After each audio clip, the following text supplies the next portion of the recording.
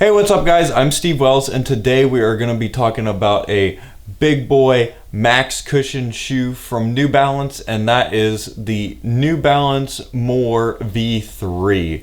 So this is the third version of this shoe. First couple versions were not too well received, especially the first one.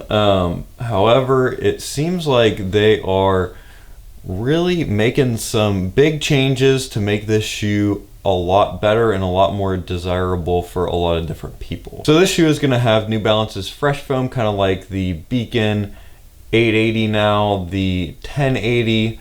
However, this one is going to have a lot more of it, hence the name. This is their highest cushion shoe, so comparable to like a Hoka Bondi or something like that.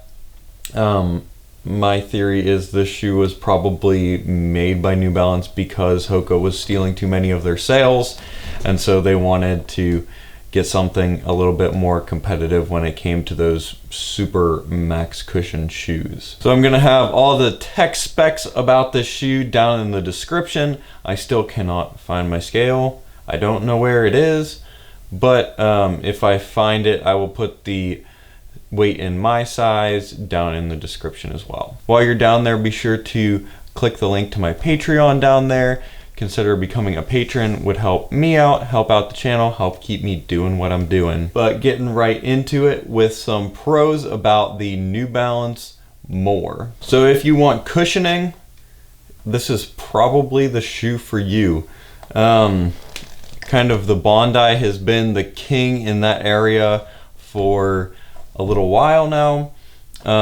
However, this shoe has a similar amount of cushioning, and I would say in terms of just kind of daily comfort, just wearing around, this shoe is a little bit like softer than the Bondi, so might even be a little more comfortable for some people, especially with the shape of this shoe is gonna work for, I think, more people's feet than the Bondi does. When it comes to the fit of this shoe, I would say maybe a little bit wider in the toe box than the Bondi, definitely wider back through the midfoot, and that's where people are gonna probably see the biggest difference. It's a much straighter shape than a lot of Hoka's shoes, so gonna give you more room through the midfoot, be probably a little better for people with a little bit wider feet.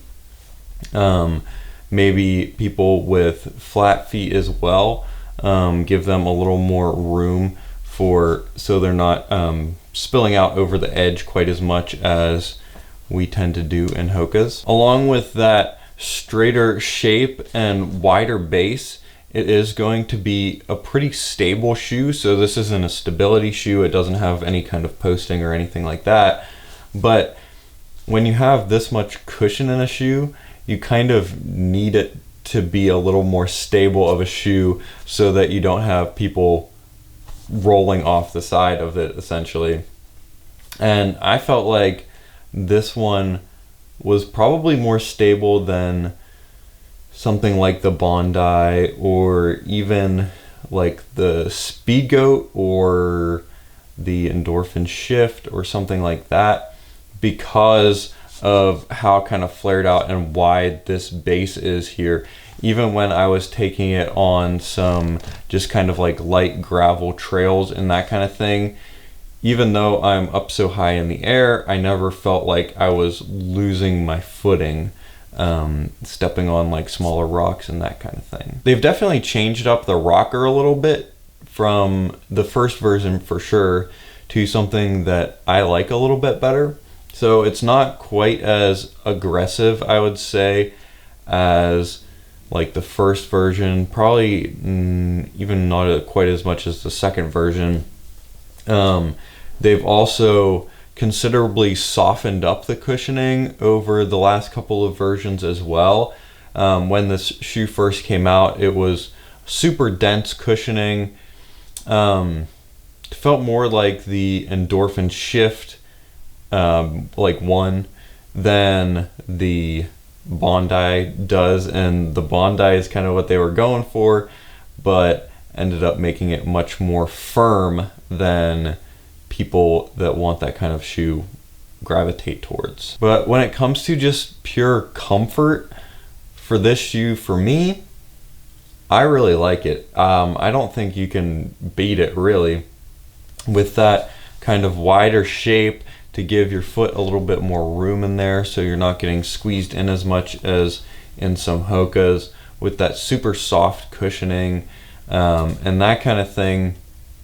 When it comes to a shoe that I would want to stand on my feet all day in, or a shoe maybe that I was doing some really long, slow mileage, or if I had maybe even problems with like arthritis or something like that, this would be a definite shoe that I would be considering, and probably the shoe that I would be wearing for those kinds of things the most. So let's get into some cons about the New Balance More. So I talked about how when it comes to everyday comfort, I love this cushioning. However, when it comes to actually running in it, especially if you're trying to go a little bit faster, that's when it becomes an issue.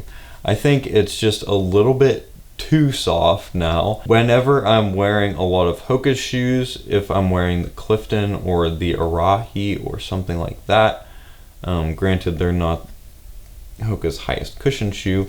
However, with their foam, I do feel like I can speed up a little bit, go a little bit faster if I want to cut down to, 7:30, 8-minute pace, basically anything below 10. I feel like I can easily do that and then slow down and still be comfortable for those longer miles. This one I feel like is purely going to be for your comfort days. With how soft the cushioning is, with how heavy this shoe is, not that it weighs a ton, but it is definitely heavier than maybe a couple others in the category. You're not going to be flying necessarily in this shoe. When it comes to the fit of this shoe, I was having a couple of issues. These laces coming way together whenever I was wearing it, so definitely much more volume than I need in there, and also felt like because of that, like I was sliding around a little bit back in my heel. Did a heel lock, took care of that problem, but that was a problem that I was experiencing. And my last con is the price at $165. This one is at the top end price wise of this category of shoes. If you compare it to like the Hoka Bondi, like I was talking about, $150. So is this shoe $15 better than the Bondi?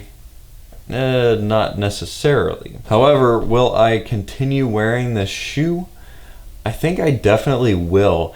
I went out and did just an easy, slow 10 miles in this shoe the other day, and I really had a great time in it.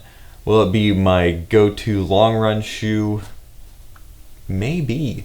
I've been wearing the Arahi for all of my long runs for a while now, but I really did enjoy wearing this shoe out on my longer runs. So I will definitely be keeping this one, keeping it in the rotation for some of my longer runs if I just am doing like a recovery day where I just want to take it easy. This will probably be the shoe that I'm reaching for. So who would I recommend this shoe for?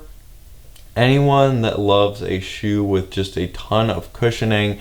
If you're in like the Bondi now and you want to try something different, or you want to try something that is a little wider, a little straighter through the midfoot, this is definitely one that I would be checking out. If you work on your feet a lot and are having problems with that, I would definitely recommend checking this one out as well. If you do lots of long road miles, also would probably love this shoe. So I hope this video has been helpful. If it was, be sure to like and subscribe down below. If you've got any questions, leave them in the comments for me, and I will talk to you guys next week.